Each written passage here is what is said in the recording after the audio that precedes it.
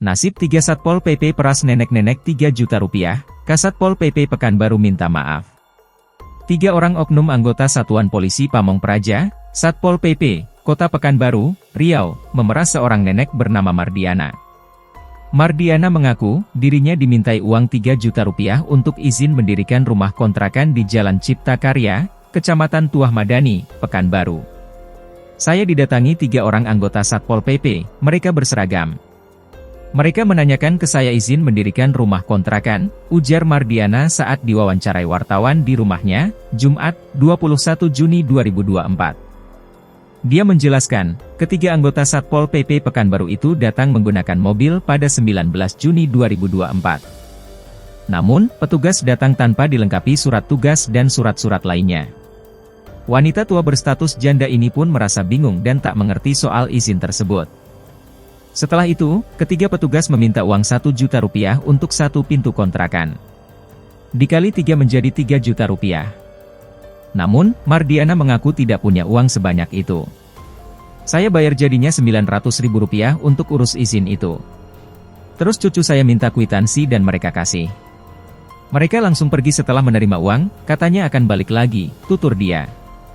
Setelah uang diserahkan, 3 petugas tersebut tak kunjung datang mengurus izin bangunan.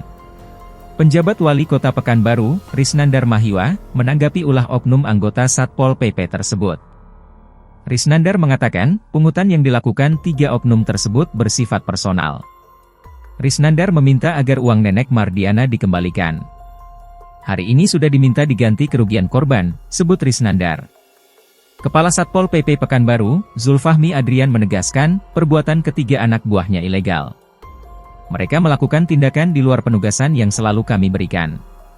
Ilegal lah istilahnya yang mereka lakukan itu, tegas Adrian saat diwawancarai wartawan melalui sambungan telepon, Jumat. Zulfahmi sudah datang menemui nenek Mardiana di rumahnya.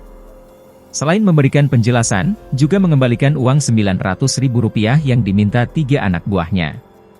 Zulfahmi menyebut, 3 orang anggotanya yang melakukan pemerasan, 1 orang pegawai negeri sipil, PNS, berinisial R. Sedangkan 2 lainnya, A dan H merupakan honorer. Pihaknya telah mengambil tindakan dengan memecat 2 orang honorer. Sementara R, diproses melalui undang-undang.